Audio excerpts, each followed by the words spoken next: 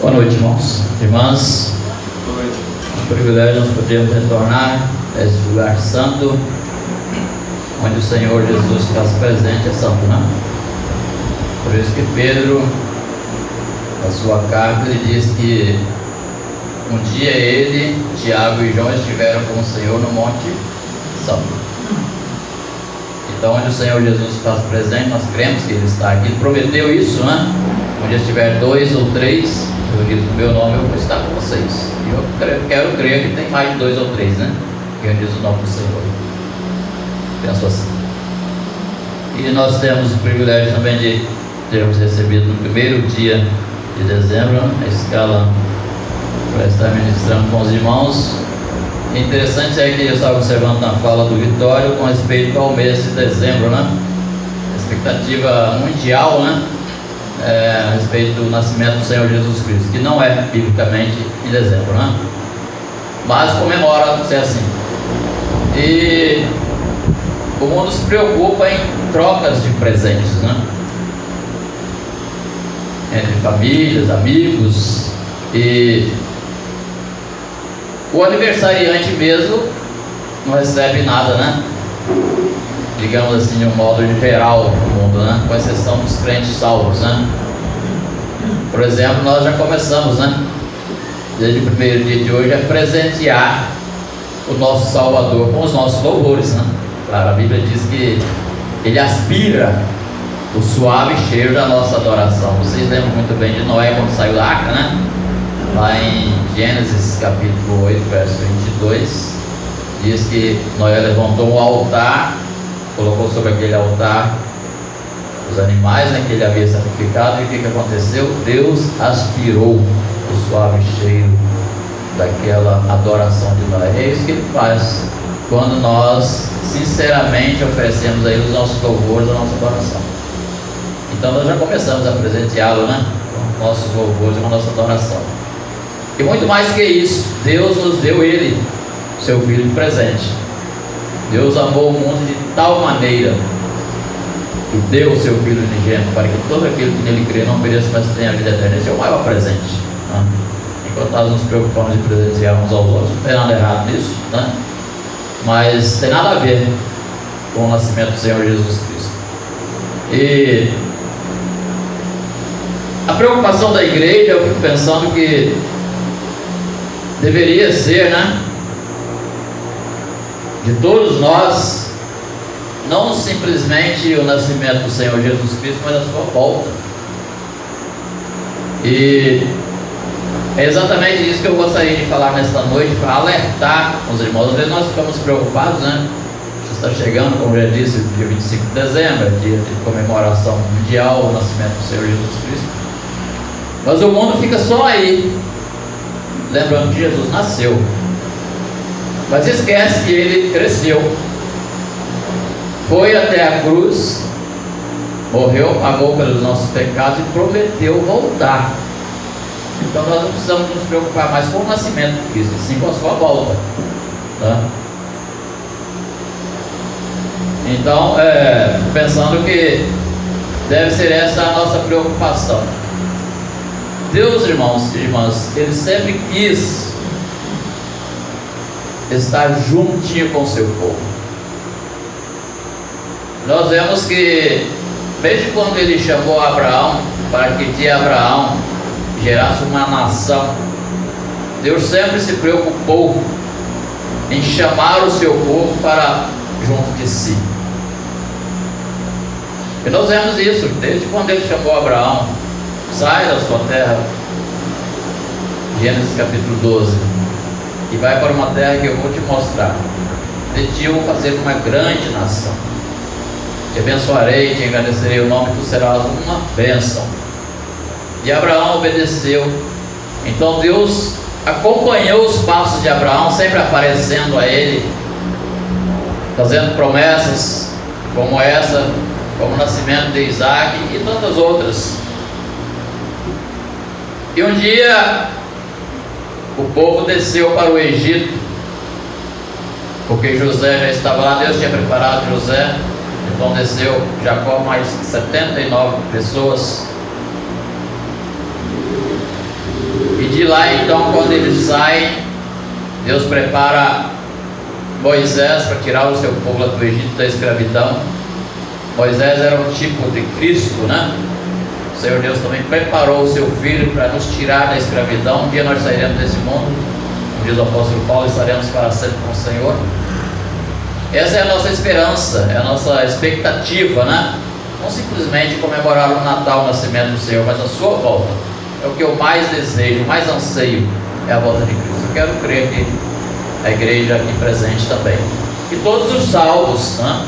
Em todo o mundo, creio que onde estiver um salvo, ele sente esse desejo ardente da volta do Senhor Jesus Cristo. E nós precisamos nos preocupar com isso. Então, como eu vinha dizendo, Deus sempre quis estar no meio do seu povo. E quando Moisés então sai para o deserto, e quando o Senhor Deus então pede para que ele fizesse um tabernáculo, está em Êxodo 25, verso 8, Deus diz assim: me farás um santuário, para que eu possa habitar no meio do meu povo. Deus sempre quis habitar no meio do seu povo. E no sentido espiritual, Ele está aqui, presente com a igreja. O Senhor Jesus Cristo já disse anteriormente que Ele prometeu estar. O Espírito Santo, Consolador, que veio para ficar conosco, está conosco. E está apenas aguardando o ressoar da trombeta para a igreja se fazer presente com o Senhor e para sempre. Mas enquanto isso, nós precisamos nos preparar. Deus quer uma igreja santa, preparada, que vive na expectativa de um dia sair deste mundo. E o apóstolo Paulo escreveu assim: olha, nós devemos viver na esperança, em santidade, para que aquele dia não nos apanhe de surpresa. Então Deus não quer vir buscar uma igreja, surpreender a igreja. Expectativa é esperança. E quem espera não será surpreendido. Então eu quero usar um versículo aqui, eu creio que o Rodrigo deve ter aí, na Bíblia atualizada, você quer a Vida Nova? Amós capítulo 4, nós vamos usar esse versículo como base para a nossa pequena palestra nesta noite, e depois combinei com o irmão Paulo Quetizo, tem mais irmãos do quarteto, para nós encerrarmos cantando um hino, né? Após a mensagem, que fala também da vinda do Senhor Jesus Cristo. Está em Amós capítulo 4, verso 12. Por isso o Rodrigo encontra ali. Evita abrir a Bíblia. Depois nós estaremos citando outros versículos, né? Que condiz com o texto. Só para os irmãos terem ideia, né? Diz assim o versículo: portanto assim te farei, ó Israel. E por que isso te farei? Prepara-te, ó Israel, para encontrares com teu Deus. Nós iremos usar a segunda parte do versículo. Prepara-te, ó Israel, para encontrares com o Senhor teu Deus. Amós foi um dos profetas que viveu antes de Isaías. Amós profetizou no ano 665 até 750, né? Isaías veio logo após Amós. Isso é o que a Bíblia diz aqui na explicação dos teólogos, né? E nós observamos que depois da morte de Moisés, ele foi substituído por Josué, e entre esses dois chefes, né, de Estado, podemos dizer assim, autoridades máximas, né, que Deus havia colocado entre o seu povo, o povo de Israel viveram até razoavelmente bem no sentido espiritual. Moisés estava sempre ensinando e eles em parte obedeciam, mas obedecia. E com Josué não foi diferente, até nós chegarmos em Amós. Então, quando Josué já está perto da sua morte, no capítulo 13, verso 1 de Josué, Deus chama Josué e diz assim: olha, você já está velho e entrado em dias, e ainda muitíssima terra tem para você. Mas quando chega no capítulo 15 de Josué, verso 24, é o capítulo 24, verso 15, Josué chama o povo, já era uma despedida que ele ia fazer com o povo de Israel, próximo já da sua morte. Então ele disse assim: se vos parece mal servir ao Senhor, escolhei hoje a quem servais, se aos deuses dos Heveus, dos Heteus, dos Amorreus, dos Jebuseus, porém eu e minha casa serviremos ao Senhor. Josué 24, verso 15. Aí o povo logo no verso 16 responde: nós serviremos ao Senhor. Então foi um período tranquilo, né? Espiritualmente para o povo de Israel, entre Moisés e Josué, viveram razoavelmente, espiritualmente bem. Porém, depois de Josué entra o período dos juízes, e aí que veio uma bagunça tremenda, né? E aí nós vemos que o povo começou a se descambar, perderam o alvo, como diz o apóstolo Paulo, prossigo para o alvo. Eles perderam o alvo, que era servir a Deus, e haviam aprendido isso com Moisés e Josué, como disse. E então eles começam a desviar, começam a adorar a outros deuses. E se os irmãos estudarem muito bem o capítulo 1 de Amós, todo o livro de Amós, os irmãos irão ver que o Senhor Deus sempre cobrando deles: olha, eu sempre mandei chuva seródia, a chuva boa, e vocês colheram frutos, mas não me agradeceram por isso. O gado de vocês tem pastos verdejantes, abundantes, vocês não me agradecem por isso. Em vez de me adorar, adoram a outros deuses. E então o povo foi se distanciando de Deus, e Deus sempre querendo trazer para junto de si o seu povo, até chegar nesse versículo. E então Deus manda Amós dizer a eles no capítulo 4: se vocês não se converterem, eu vou mandar praga para vocês em vez de bênção. Até então, mesmo com a desobediência de vocês, eu tenho abençoado vocês. E Deus chama, através do profeta, as esposas dos sacerdotes de vacas de Bazã, e os sacerdotes de touros de Bazã. Sabe o que significa isso? Eles queriam se fortalecer em dinheiro. Realmente os animais daquela região de Bazã ali eram vacas e touros bonitos, exatamente porque as pastagens eram lindas, porque Deus havia abençoado eles ali. E então Amós, da sua linguagem profética, Deus manda ele dizer isso: vocês estão parecidos com aqueles touros de Bazã, e as mulheres de vocês estão se corrompendo tanto, estão parecendo com aquelas vacas também, se vestem bonitas, né? Todas enfeitadas, mas para mim adorar, nada. E então é onde Deus, quando chega nesse versículo, ele diz: prepara-te, ó Israel, para encontrares com o Senhor teu Deus. Deus viria ao encontro deles, mas queria encontrar um povo adorador, um povo santo, assim como a igreja precisa ser hoje. E eles estavam totalmente ao avesso da vontade de Deus. Mas interessante é que o povo de Israel não impediu, embora a sua desobediência, eles não impediram Deus vir ao seu encontro. Talvez alguém poderia pensar: como Deus encontrou-se com o seu povo Israel? Eu pedi ao Rodrigo para colocar aí para nós Mateus capítulo 1, verso 21, 22 e 23, e nós iremos ver que realmente Deus veio ao encontro do seu povo Israel, da pessoa do seu Filho Jesus Cristo. Porque antes de nós lermos o texto, né, já está lá no quadro, o significado de Deus quer dizer poder, poderoso. E é por isso que nós usamos então dizer Deus Pai, né? Deus Filho e Deus Espírito Santo. Deus significa poder, poderoso. Por isso que Jesus, quando ele estava já para ser assunto aos céus, ele disse: é-me dado todo o poder do céu e na terra. Então os versículos dizem assim: ela dará à luz um filho e lhe porás o nome de Jesus, porque ele salvará o seu povo dos pecados deles. Verso 22. Ora, tudo isso aconteceu para se cumprir o que fora dito pelo Senhor por intermédio do profeta. Esse profeta foi Isaías, depois de Amós.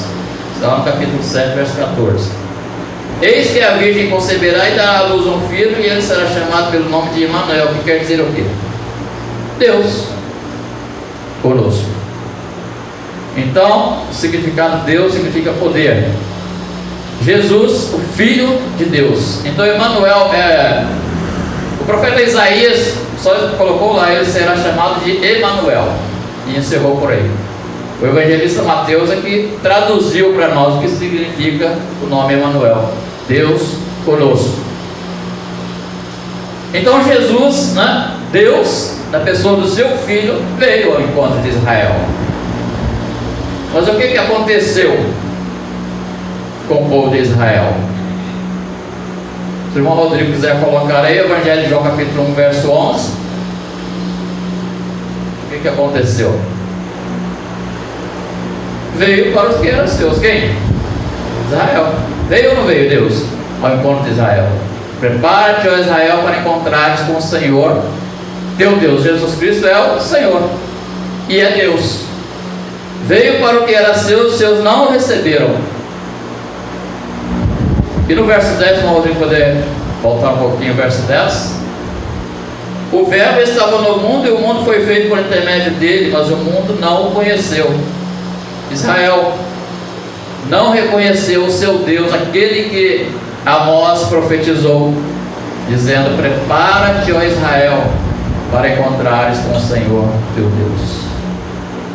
Estamos, irmãos e irmãs, preparados para encontrar com Deus, da pessoa agora de Cristo Jesus, o nosso Salvador? Veio para o que era seus. No primeiro versículo do capítulo 1 do Evangelho de João, nos diz que o verbo era Deus, palavra, que depois se revestiu da nossa natureza carnal.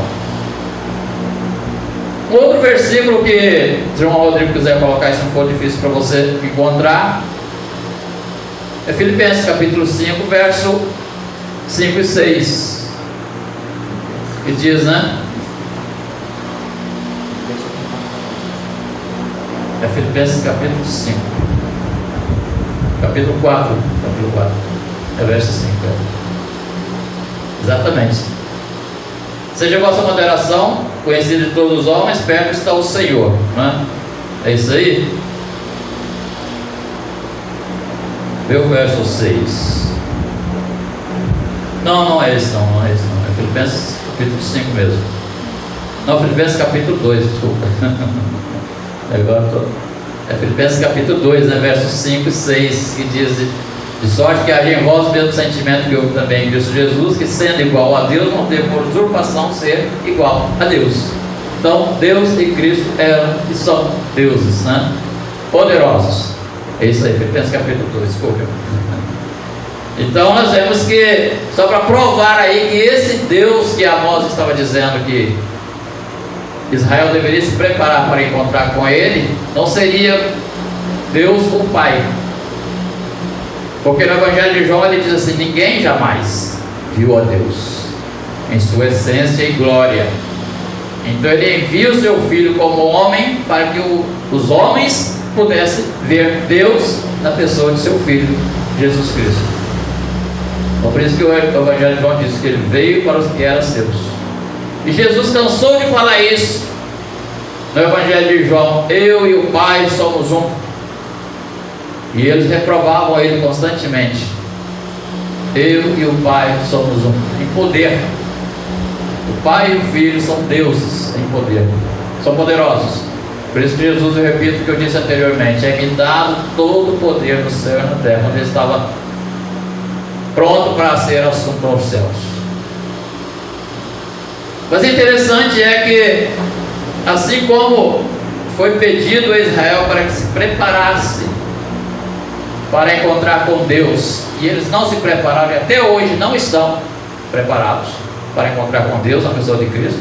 Eles estão esperando alguém para substituir a Davi, não como Jesus, que veio, nasceu e morreu, Eu vi outro dia uma entrevista de acho que é bispo, né, que eles falam, né, que eles colocam aquele chapéu assim. Ele falando que o Messias que eles esperam não vai morrer. Ele vai sentar no trono da vida, mas não vai passar pela cruz. Aquele Jesus que os evangélicos pregam, aquilo não é o Messias que eles esperam. Até porque esse Messias que veio, Jesus Cristo, ele entrou em Jerusalém montado no jumentinho. Davi não andava em jumento, Davi andava em cavalo, né, de destaque. E eles querem alguém assim. Ele falou isso, eu fiquei impressionado, até me arrepiei, mas ele vai vir mesmo. Agora não vai vir no jumentinho mais não, ele vai vir em cavalo branco, né? E mais 4 cavaleiros junto com ele. E eles vão ver. Apocalipse capítulo 1, verso 7 diz: eis que vem com as nuvens em todo o olho. Eles vão ver Jesus voltar exatamente do jeito que eles estão esperando.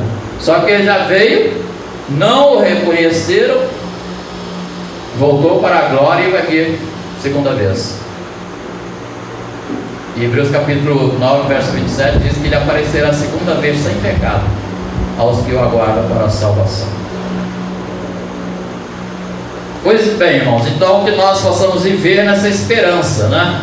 A nossa expectativa é a vinda de Cristo, e nós precisamos, assim como Israel não se preparou, que nós sejamos preparados para essa vinda.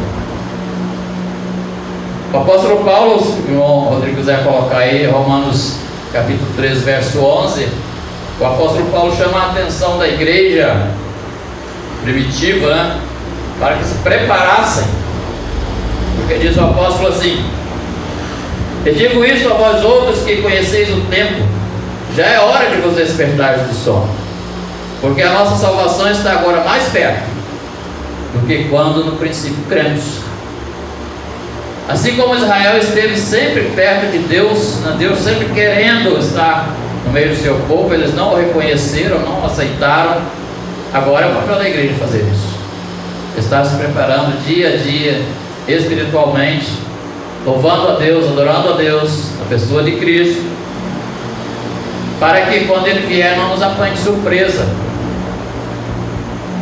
O arrebatamento da igreja será num abrir e fechar de olhos. Veja que coisa rápida, né?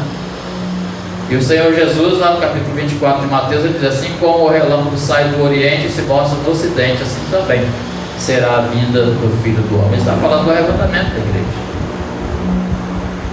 E Ele vai vir para buscar a sua igreja. E não vai demorar muito. Pelo que nós estamos percebendo, né? A situação em que o mundo está vivendo, caoticamente, espiritualmente, principalmente no nosso país, né? Os homens estão cada vez mais corruptos,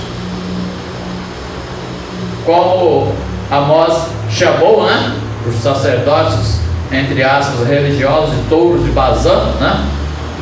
Só querendo se fortalecer financeiramente.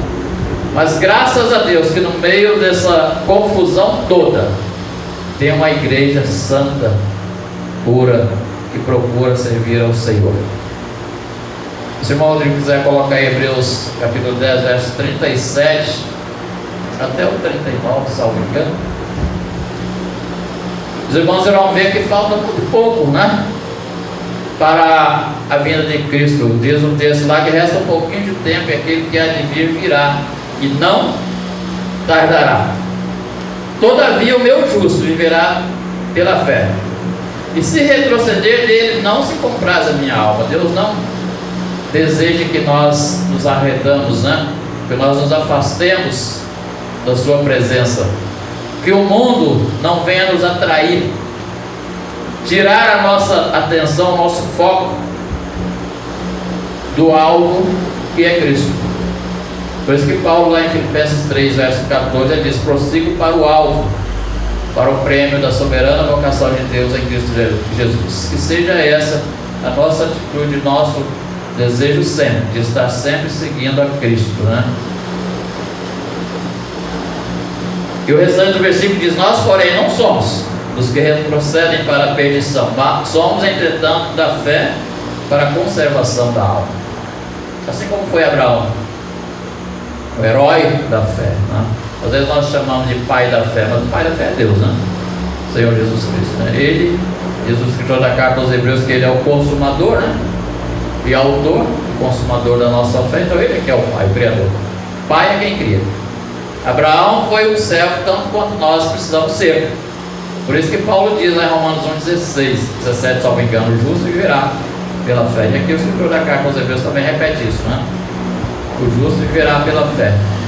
E se retroceder, Deus não fica satisfeito com a nossa atitude. Ele quer que nós sigamos sempre em frente, né? Então, repetindo o versículo que Paulo diz lá em Romanos 11, Romanos 13, verso 11, né? Que já é hora de despertarmos do sono. Não podemos dormir no sentido espiritual, né? O sono natural é uma outra coisa. Davi diz: em paz me deito e logo pego no sono. Então o sono natural é bom, dádiva de Deus. Agora o sono espiritual, Deus não agrada. Por isso que Paulo diz: é hora de despertarmos do sono. Eu estou falando aqui crentes que estão dormindo na vida espiritual, não estão preparados para encontrar com Deus. Mas eu quero dizer que, estando ou não,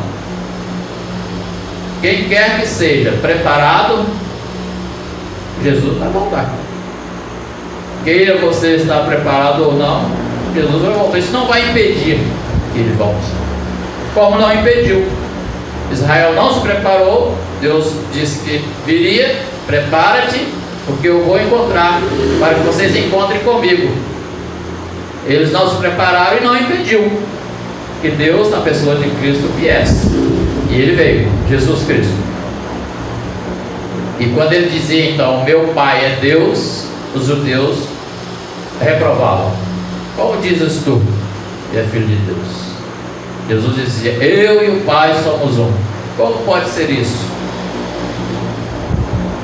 Eles não reconheceram, mas graças a Deus que os que aqui estão, quero crer, que todos reconheceram, e é por isso que nós estamos reunidos aqui como povo de Deus, como igreja de Deus, preparados para encontrar com o Senhor na glória eterna.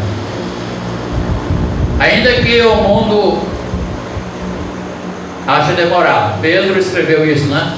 Na sua segunda carta, capítulo 3, verso 9. As pessoas daquela época perguntavam, né?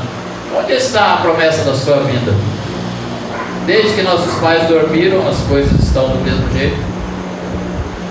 Mas Pedro continua dizendo: eu não quero que vocês se desanimem com isso, mas que vivam na expectativa, na esperança de que Ele vai voltar. Ele é longânimo, Ele é compassivo, Ele não quer que ninguém se perca, senão que todos cheguem ao arrependimento, ao conhecimento da verdade. Então é importante nós sabermos disso, né? E não ficar só para nós. Bom seria se tivéssemos aqui pessoas não convertidas para ouvir mensagens, né, de salvação, como essa e tantas outras que já têm sido pregadas aqui. Mas nós, como cristãos, como verdadeiros membros do corpo de Cristo, que nós possamos viver essa esperança, né, expectativa. Romanos capítulo 8, verso 24 e 25, o apóstolo Paulo escreveu assim: na esperança fomos salvos. E a esperança que se vê não é esperança. Como pode alguém esperar o que está vendo?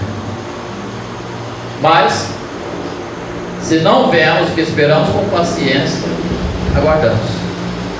Então nós precisamos ter paciência, mas nunca perder a esperança, porque o Senhor Jesus vai voltar para buscar os seus escolhidos.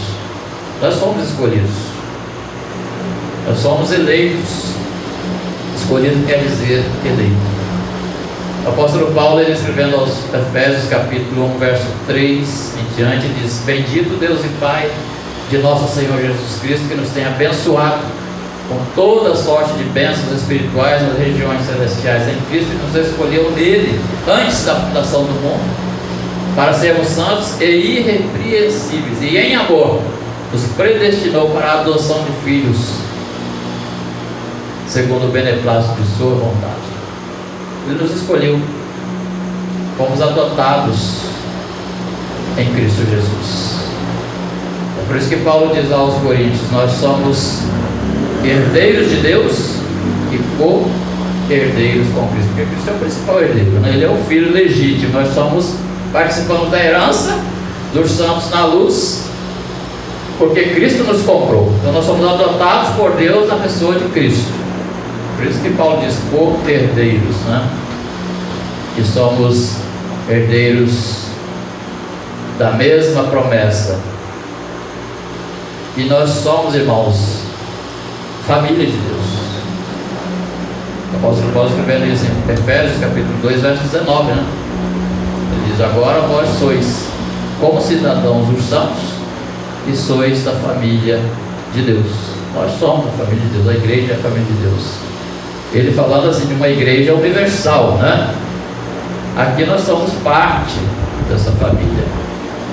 Mas quando o Senhor Jesus vier arrebatar a sua igreja, nós seremos uma única família na presença de Deus. Na carta aos Hebreus capítulo 2, quando ele estiver com a igreja, com todos os santos, ele vai dizer: Pai, aqui estou eu e os filhos que o Senhor me deu. Essa será a apresentação do Senhor Jesus Cristo com a igreja. Ele vai dizer para o Pai: Pai, aqui estou eu e os filhos que o Senhor me deu.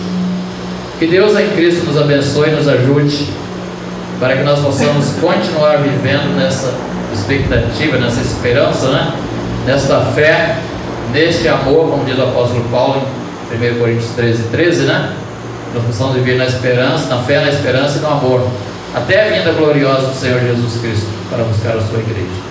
Que Deus em Cristo nos abençoe e nos ajude para nós permanecermos firmes e, como diz o apóstolo Paulo, prosseguirmos sempre para o alvo, que é Cristo Jesus.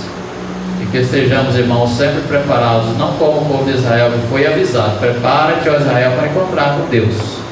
Eles não se prepararam, Deus veio na pessoa de Cristo. Mas louvo a Deus, porque a igreja está sempre preparada para encontrar com Deus, também na pessoa de seu Filho.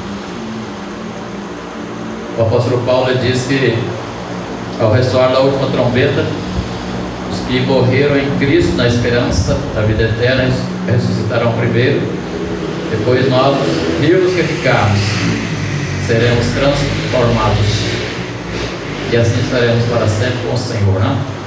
1 Tessalonicenses 4, verso 13 a 18. Então que Deus nos ajude, né?